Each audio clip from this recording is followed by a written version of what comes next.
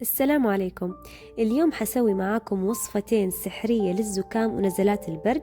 وانتوا عارفين هذه الفترة الفيروس منتشر بشكل رهيب، ألم في الحلق وكحة شديدة وحرارة مرتفعة. وبإذن الله هذه الوصفة البسيطة حتخفف من أعراض الإنفلونزا وتقوي مناعتكم.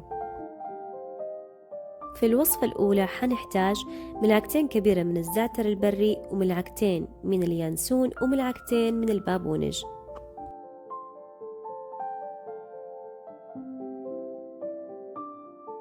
وحبة ليمونة كاملة مقطعة بقشرتها، وزنجبيل وعسل. حكتب لكم فوائد هذه المكونات في صندوق الوصف.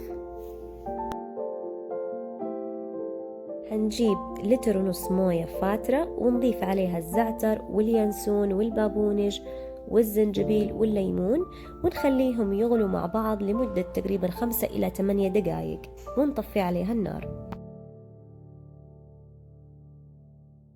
وآخر شي حنضيف العسل في الكاسة، وبكذا مشروبنا صار جاهز. هذه الوصفة بالذات ممتازة جدا للي يعانوا من الكحة الشديدة، سواء كانت جافة أو بلغم. جربوها وبإذن الله حتفيدكم.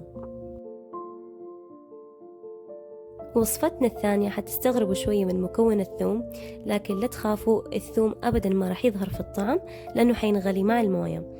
جدا مهم الثوم لأنه يعتبر مضاد حيوي طبيعي. حنحتاج فصين ثوم مهروسة، وبرتقالتين كاملة بقشرتها، وليمونة كاملة، وزنجبيل وعسل.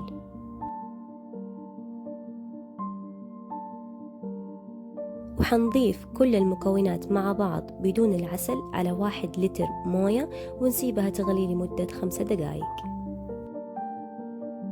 وآخر شي نضيف العسل في الكاسة، وبكذا مشروبنا صار جاهز.